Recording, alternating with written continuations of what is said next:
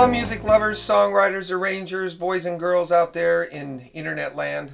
This is our second session of writing for horns for your rock and roll or jazz group. We had started out talking about trumpets and tenor saxophone because I have a jazz group and that's what we have, and I thought it'd be a good place to start, which is two horns. It's kind of its own thing. Very different from writing for 3 and 4 and 5 horns, and we'll get into that later on. I don't know if I mentioned this before, but I'm assuming that you know something about chords and notation. If you don't, there's some other information online that can help you with that, and also on reading. Your horn players can help you with some of that. And horn players aren't necessarily arrangers, so a lot of times they don't know some of these concepts, but they typically know how to read, and they can help you get through that hurdle if you have troubles there. But so we ended up last session with talking about octaves. Just write your trumpet and tenor saxophone in octaves. Sounds great in a rock scenario. It sounds fat, big and fat. And that's especially true if my trumpet is up above the staff. I'll just write him in octaves, because then the tenor gets kind of thin when he gets up there and it won't sound as good. And this, a lot of this depends on who's playing your horns for you, how good the players are. But typically it's going to sound a little thin. So I wouldn't really write intervals for the trumpet and sax unless the trumpet was somewhere in the staff. And the trumpet sounds different depending on, you know, all colors of your instrument sound different depending on where they are in their range. That big, brilliant, high stuff you hear on old R&B records, the trumpet is above the staff.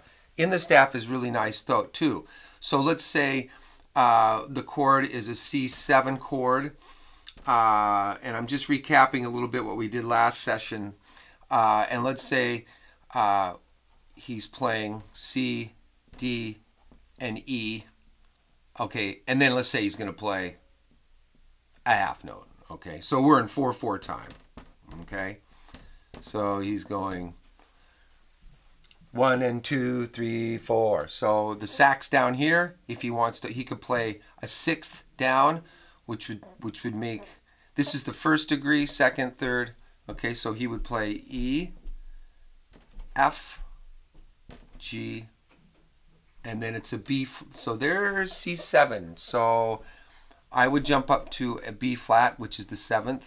So the trumpet's playing the 5th degree. Notice how we wrote out our trumpet part first and then wrote our stuff underneath. That's what you want to do. You want to write your lead part out first. Makes it so much easier, and that's really what your ear hears when the band plays. You hear, I don't care if it's 5 horns, whatever that lead trumpet player is playing, or whoever the top voice is, that's what your ear hears, and then you just hear the harmony underneath. So there we have it. Now, if we wanted to, now it's going to be open. That's going to have a nice sound to it because the sax is down in its range. If you want, we could, instead of 6s, we could do 3rds. Okay, and then he would be up to there. So he would be playing A, there's your B flat, C natural. And notice now I have 3 voices. Well, if you had trombone in the mix, the tenor would play the middle voice and the trombone would play the lower voice. And we're going to get into some 3-part writing later on. Also, my horn players also play flugelhorn and flute. And what I do in that scenario a lot is, instead of the flugelhorn being on, they're basically, the flugelhorn, let me back up, is the same range as a trumpet. It's just they got that beautiful round sound. And typically when I write for flugelhorn, I try to stay in the staff, down low. I'll get up to F and G's, but mainly, you know, it's all around being in the staff and getting that most out of the instrument, right?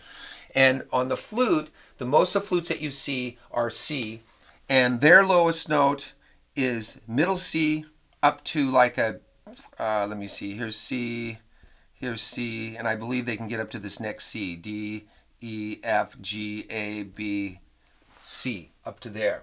Okay, so typically what I do with flugelhorn and flute is, if I'm going to write octaves, I'll put the flute on top.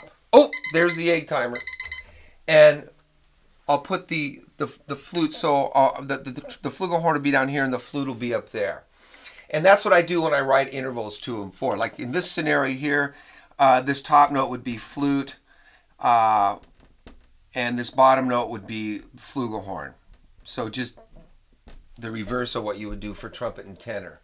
And flugelhorn is flute is nice. I love it when my saxophone person can double on flute, because that's a whole nother color that you can bring onto the palette. Anyway, so don't forget, send me a comment, fred@fredstickleymusic.com. Would love to hear from you. I love to know that there's people on the other side. And if you have any suggestions, any tips, any questions, I'd love to hear from you. All right? Thanks for stopping by.